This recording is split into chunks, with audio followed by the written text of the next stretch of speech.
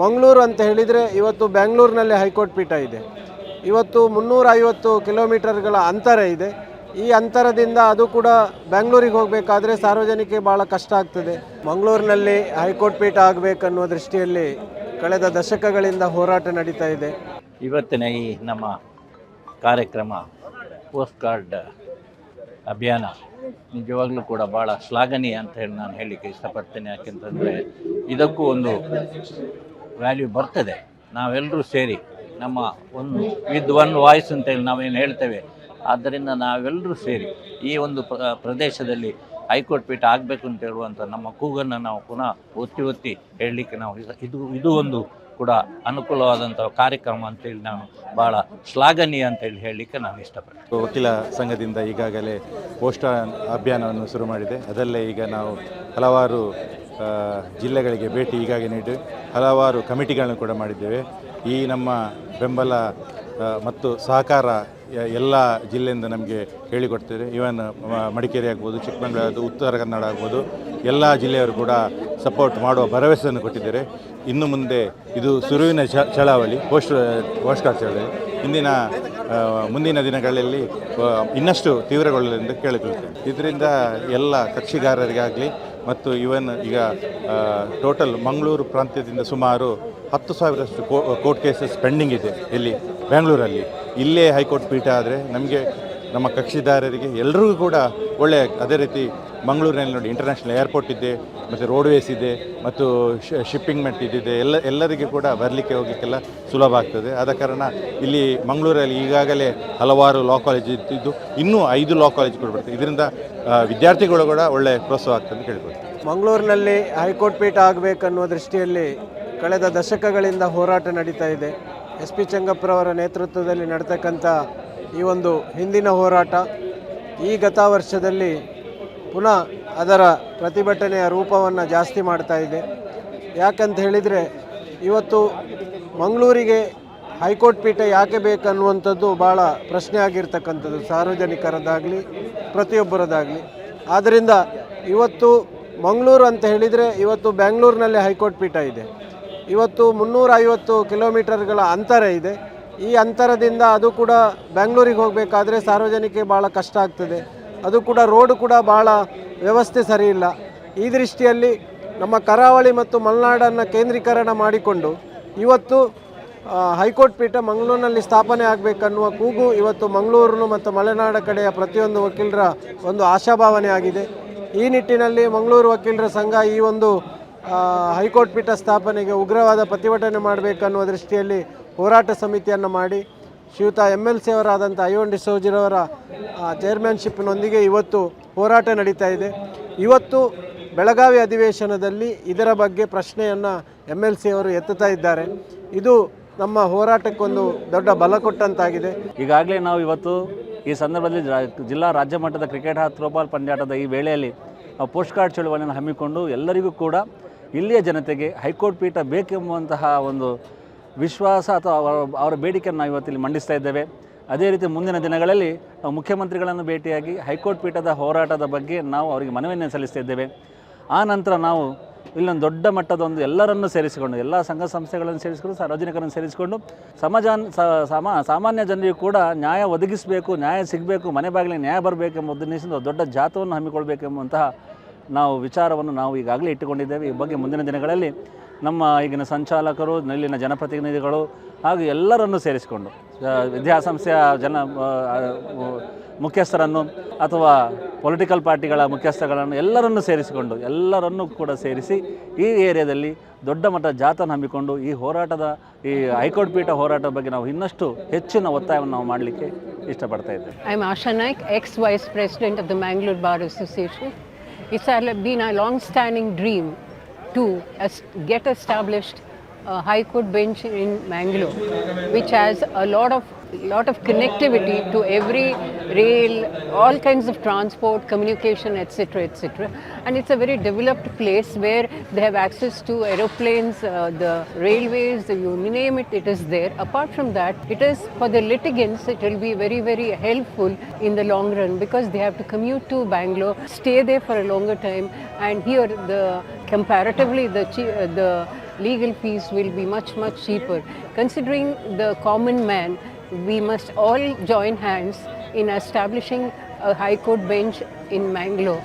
ಇವತ್ತು state level advocates cricket match ಏನು ಇವತ್ತು ಮಂಗಳೂರು ನಗರದಲ್ಲಿ ಇವತ್ತು ಮಂಗಳೂರು ವಕೀಲರ ಸಂಘ ಇವತ್ತು ಆಯೋಜನೆ ಮಾಡುವುದರ ಮೂಲಕ ಕರ್ನಾಟಕ ರಾಜ್ಯದ ಸಮಸ್ತ ವಕೀಲರ ಏನು ವಕೀಲರಿದ್ದಾರೆ ಅವರನ್ನೆಲ್ಲರನ್ನು ಕೂಡ ಮಂಗಳೂರಿಗೆ ಇಲ್ಲಿಗೆ ಕರೆಸುವುದರ ಮೂಲಕ ಅವರಿಗೆ ಆತಿಥ್ಯವನ್ನು ಕೊಡುವುದರ ಮೂಲಕ ಇವತ್ತು ದಕ್ಷಿಣ ಕನ್ನಡ ಜಿಲ್ಲೆಯ ಇವತ್ತು ಸಾಂಸ್ಕೃತಿಕ ಇರ್ಬೋದು, ಸಾಮಾಜಿಕ ಇರ್ಬೋದು, ಈ ವಿಚಾರದಲ್ಲಿ ಕೂಡ ಅವರಿಗೆ ತಿಳಿಯುವಂಥ ಒಂದು ಅವಕಾಶ. ಅದೇ ರೀತಿಯಲ್ಲಿ ಎಲ್ಲರೂ ಕೂಡ ಸಹೋದರತೆಯಿಂದ ನಾವು ಎಲ್ಲರೂ ಇರಬೇಕು ಮತ್ತು ಒಂದು ಇದರಲ್ಲಿ ಏನು ಸಿಂಬಲ್ ಆಫ್ ಯೂನಿಟಿ ಅಂತ ನಾವು ಹೇಳ್ತೇವೆ, ಆ ರೀತಿಯಲ್ಲಿ ಇವತ್ತು ಕಾರ್ಯಕ್ರಮವನ್ನು ಇವತ್ತು ಆಯೋಜನೆ ಮಾಡಿದ್ದಾರೆ. ಅದಕ್ಕೆ ಮಂಗಳೂರು ವಕೀಲರ ಸಂಘಕ್ಕೆ ಇವತ್ತು ನಾನು ಅಭಿನಂದನೆಗಳನ್ನು ಹೇಳಲಿಕ್ಕೆ ಇಚ್ಛಪಡ್ತಾ ಇದ್ದೇನೆ. ಅದೇ ರೀತಿಯಲ್ಲಿ ಇವತ್ತು ಈ ಒಂದು ಕಾರ್ಯಕ್ರಮವನ್ನು ಆಯೋಜನೆ ಮಾಡಿದ ಉದ್ದೇಶ ಏನು ಅಂತ ಹೇಳಿದರೆ, ಇವತ್ತು ಕರ್ನಾಟಕ ರಾಜ್ಯದಲ್ಲಿ ಇವತ್ತು ಮಂಗಳೂರು ನಗರದಲ್ಲಿ ಇವತ್ತು ಮಡಿಕೇರಿ ಜಿಲ್ಲೆ ಇರ್ಬೋದು, ಕಾರವಾರ ಜಿಲ್ಲೆ ಇರ್ಬೋದು, ಉಡುಪಿ ಜಿಲ್ಲೆ ಇರ್ಬೋದು, ದಕ್ಷಿಣ ಕನ್ನಡ ಜಿಲ್ಲೆ ಇರ್ಬೋದು, ಶಿವಮೊಗ್ಗ ಜಿಲ್ಲೆ, ಸುಮಾರು 5 ಜಿಲ್ಲೆಗಳ ಕಕ್ಷಿಗಾರರು ಜನರು ಏನಿದ್ದಾರೆ ಅವರು ಇವತ್ತು ಹೈಕೋರ್ಟ್ ಒಂದು ಕೇಸಿಗಾಗಿ ಇವತ್ತು ಬೆಂಗಳೂರಿಗೆ ಹೋಗುವಂಥ ಪ್ರಮೇಯ ಇವತ್ತು ಎದುರಾಗಿದೆ. ಅದರಿಂದ ಖರ್ಚು ವೆಚ್ಚಗಳು ಅವರಿಗೆ ಜಾಸ್ತಿ ಆಗ್ತಾ ಇದೆ. ಅದನ್ನು ನಾವು ಕಡಿಮೆ ಮಾಡಬೇಕಾದ್ರೆ ಇವತ್ತು ಮಂಗಳೂರು ನಗರದಲ್ಲಿ ಒಂದು ಹೈಕೋರ್ಟ್ ಪೀಠವನ್ನು, ಸಂಚಾರಿ ಪೀಠವನ್ನು ನಾವು ಇವತ್ತು ಸ್ಥಾಪನೆ ಮಾಡಿದರೆ ಖಂಡಿತವಾಗಿ ಕೂಡ ಇಲ್ಲಿಯ ಈ 5 ಜಿಲ್ಲೆಯ ಕಕ್ಷಿಗಾರರು ಜನರಿಗೆ, ವಕೀಲರಿಗೆ ಒಂದು ಉಪಯೋಗ ಆಗ್ತದೆ ಎನ್ನುವಂಥ ನಿಟ್ಟಿನಲ್ಲಿ ಇವತ್ತು ಪೋಸ್ಟ್ ಕಾರ್ಡ್ ಹೋರಾಟವನ್ನು ಕೂಡ ನಾವು ಇವತ್ತು ಮಾಡಿದ್ದೇವೆ. ನಾನು ಜಿನೇಂದ್ರ ಕುಮಾರ್, ಮಂಗಳೂರಿನ ಅಡ್ವೊಕೇಟ್. ಮಂಗಳೂರಿನಲ್ಲಿ ಸುಮಾರು 27 ವರ್ಷಗಳಿಂದ ನಾನು ವೃತ್ತಿ ಜೀವನವನ್ನು ಮಾಡ್ತಾ ಇದ್ದೇನೆ. ಇವತ್ತು ಈ ದಿನ ಇಲ್ಲಿ ಮಂಗಳೂರಿನಲ್ಲಿ ರಾಜ್ಯ ಮಟ್ಟದ ಕ್ರಿಕೆಟ್ ಮತ್ತು ಥ್ರೋಬಾಲ್ ಪಂದ್ಯಾಟವನ್ನು ಮಂಗಳೂರು ವಕೀಲರ ಸಂಘ ಆಯೋಜನೆ ಮಾಡಿದೆ. ಇದರ ಮೂಲ ಉದ್ದೇಶ ನಾವು ವಕೀಲರೆಲ್ಲರೂ ಒಟ್ಟಾಗಿದ್ದೇವೆ ಅಂತ ಹೇಳುವಂಥ ಒಂದು ಸಂದೇಶವನ್ನು ಸಾರಲಿಕ್ಕೆ, ಜೊತೆಗೆ ಈ ಸ್ಪರ್ಧೆ ನಾವು ಕೋರ್ಟಲ್ಲಿ ಯಾವ ರೀತಿ ಸ್ಪರ್ಧೆಯನ್ನು ಮಾಡ್ತೇವೋ ಅದೇ ರೀತಿ ಆಟೋಟದಲ್ಲಿ ಸ್ಪರ್ಧೆಯನ್ನು ಮಾಡುವಂಥದ್ದು ಒಂದು ಉದ್ದೇಶ ಇದ್ದರೆ, ಇನ್ನೊಂದು ಮೂಲ ಉದ್ದೇಶ ನಮ್ಮದು ಏನಂತ ಹೇಳಿದರೆ, ಎಲ್ಲ ಜನಗಳಿಗೆ ನಾವೇನಿಲ್ಲಿ ಹೈಕೋರ್ಟ್ ಆಗಬೇಕು, ಮಂಗಳೂರಿನ ಈ ಕರಾವಳಿಯ ಭಾಗಕ್ಕೆ ಹೈಕೋರ್ಟ್ ಆಗಬೇಕು ಅಂತ ಹೇಳುವಂಥ ಒಂದು ಚಳವಳಿ ನಮ್ಮದಿದೆ. ನಮ್ಮ ಎಲ್ಲ ವಕೀಲರುಗಳು ಮಾತ್ರ ಅಲ್ಲದೆ ಈ ಭಾಗದ ಎಲ್ಲ ಸಂಘ ಸಂಸ್ಥೆಗಳು ನಮ್ಮೊಂದಿಗಿದೆ. ಈಗಾಗಲೇ ಹಲವಾರು ಸಂಘ ಸಂಸ್ಥೆಗಳು ತಮ್ಮ ಹಕ್ಕೊತ್ತಾಯವನ್ನು ಮಾಡಿದ್ದಾರೆ. ಇದು ಪ್ರಸಾರ ಮಾಧ್ಯಮದಲ್ಲಿ ಬಂದಿದೆ. ಹಾಗಾಗಿ ನಾವು ಒಗ್ಗಟ್ಟಾಗಿ ವಕೀಲರ ಸಂಘ ಮಾತ್ರ ಅಲ್ಲ, ಇಡೀ ಮಂಗಳೂರಿನ ಮತ್ತು ಈ 5 ಜಿಲ್ಲೆಯ ಜನ ಸಮುದಾಯ ಅಲ್ಲದೆ ಪ್ರತಿ ಜಿಲ್ಲೆಯ, ಪ್ರತಿ ತಾಲೂಕಿನ ಈ 5 ಜಿಲ್ಲೆಗಳಲ್ಲಿ ಅದು ಮಂಗಳೂರು, ಕೊಡಗು, ಚಿಕ್ಕಮಗಳೂರು ಮತ್ತು ಉಡುಪಿ, ಕಾರವಾರ, ಹೀಗೆ ಈ ಕರಾವಳಿ ಭಾಗ ಮತ್ತು ಕೊಡಗನ್ನು ಸೇರಿಸಿಕೊಂಡು ಚಿಕ್ಕಮಗಳೂರನ್ನು ಸೇರಿಸಿಕೊಂಡು ಶಿವಮೊಗ್ಗವನ್ನು ಸೇರಿಸಿಕೊಂಡು ಈ ರೀತಿಯಾದಂಥ ನಮ್ಮದೊಂದು ಹೋರಾಟ ಇದೆ.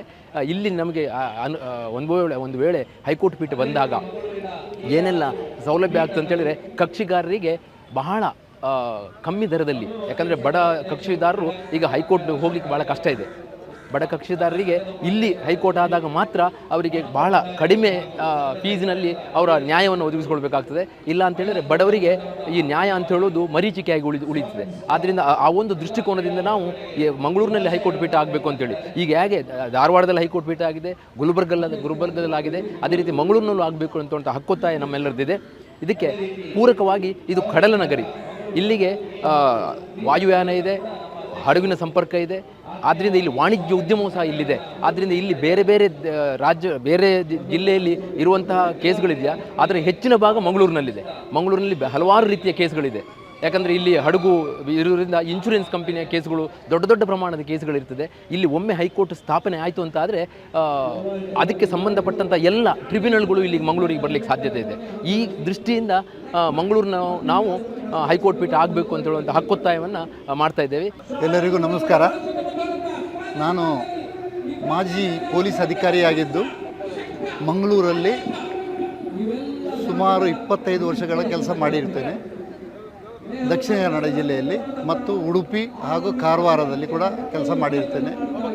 ಇಂತಹ ಸಮಯದಲ್ಲಿ ಯಾಕೆಂದರೆ ನಮಗೆ ಹೈಕೋರ್ಟಿಗೆ ಹೋಗುವಂಥ ಸಮಯದಲ್ಲಿ ತುಂಬ ತೊಂದರೆ ಆಗ್ತಾಯಿತ್ತು. ಯಾಕೆಂದರೆ ನಾನು ನನ್ನ ಸಿಬ್ಬಂದಿಗಳನ್ನು ಇಲ್ಲಿಂದ ಬೆಂಗಳೂರಿಗೆ ಕಳಿಸ್ಬೇಕಂತ ಹೇಳಿದರೆ ಅವರು ರೀಚ್ ಆಗುವಾಗ ಅಲ್ಲಿ ಒಂದು ಬ್ಲಾಕು, ಆಮೇಲೆ ಇಲ್ಲದ್ರೆ ಘಾಟ್ ಸೆಕ್ಷನಲ್ಲಿ ಘಾಟ್ ಪ್ರಾಬ್ಲಮ್ಮು, ಆಮೇಲೆ ಏನೋ ಒಂದೊಂದು ಪ್ರಾಬ್ಲಮ್ ಬರ್ತದೆ. ಅಲ್ಲಿಂದ ಇಲ್ಲಿ ಹೋಗಿ ಮುಟ್ಟುವಾಗ, ಹೈಕೋರ್ಟಿಗೆ ಮುಟ್ಟುವಾಗ ತೊಂದರೆ ಆಗ್ತಾಯಿತ್ತು. ಇದರಿಂದಾಗಿ ಮಂಗಳೂರಲ್ಲಿಂದ ಹೈಕೋರ್ಟ್ ಪೀಠ ಸ್ಥಾಪಿಸಿದರೆ ದಕ್ಷಿಣ ಕನ್ನಡ ಜಿಲ್ಲೆ, ಉಡುಪಿ, ಕಾರವಾರ, ಮಡಿಕೇರಿ, ಆಮೇಲೆ ಶಿವಮೊಗ್ಗದವರೆಗೆ ತುಂಬ ಉಪಕಾರವಾಗುತ್ತದೆ. ಯಾಕೆಂದರೆ ಒಂದು ಇಲಾಖೆಯಲ್ಲಿ ಸಮಯದ ಉಳಿತಾಯವನ್ನು ಮಾಡ್ಬೋದು. ಈ ಸಮಯದ ಉಳಿತಾಯವನ್ನು ಮಾಡೋದು ಯಾಕೆಂದರೆ ನಾವು ಪಬ್ಲಿಕ್ಕಿಗೆ ಬೇಕಾಗಿ ಏನಾದರೂ ಕೆಲಸ ಮಾಡಬೇಕಾದ್ರೆ ಅದನ್ನು ಬೆಂಗಳೂರಿಗೆ ಹೋಗುವಾಗ ಅವರಿಗೆ ಸರಿಯಾಗಿ ಸ್ಪಂದಿಸದೇ ಇರುವಂಥ ಸಂದರ್ಭ ಇರುತ್ತದೆ. ಇಲ್ಲಿ ಆದರೆ 100% ಎಲ್ಲ ಇಲಾಖೆ, ಪೊಲೀಸ್ ಇಲಾಖೆ, ಕಂದಾಯ ಇಲಾಖೆ, ಲೋಕೋಪಯೋಗಿ ಇಲಾಖೆ ಅಲ್ಲದೆ ಇತರ ಎಲ್ಲ ಇಲಾಖೆಗಳು ತುಂಬ ಪ್ರಯೋಜನವಾಗುತ್ತದೆ. ಹೈಕೋರ್ಟ್ ಪೀಠದ ಬಗ್ಗೆ ಈಗಲೇ ಹಲವಾರು ವಕೀಲರು ಹೇಳಿದರು. ಅವರು ನಮ್ಮ ವಕೀಲರಾಗಿದ್ದಾರೆ, ಪೊಲೀಸ್ ಅಧಿಕಾರಿ ಅವರು ಕೂಡ ಹೇಳಿದರು. ಯಾಕೆಂದರೆ ಎಲ್ಲರಿಗೂ ಕಷ್ಟ, ಮಂಗಳೂರಿನಿಂದ ಬೆಂಗಳೂರಿಗೆ ಹೋಗೋದು, ಅಲ್ಲಿಯ ಇನ್ಫ್ರಾಸ್ಟ್ರಕ್ಚರ್ ಅದೆಲ್ಲ ನೋಡುವಾಗ ಅದಕ್ಕಿಂತ ಈಗ ತಾವು ನೋಡಿರ್ಬೋದು, ಮೊದಲು ಡಿಸ್ಟ್ರಿಕ್ಟ್ ಕೋರ್ಟ್ ಮಂಗಳೂರಿನಲ್ಲಿ ಒಂದೇ ಇದ್ದದ್ದು. ಉಡುಪಿಯಿಂದ, ಕುಂದಾಪುರದಿಂದ, ಗಂಗೊಳ್ಳಿಯಿಂದ ಬರ್ತಿದ್ರು.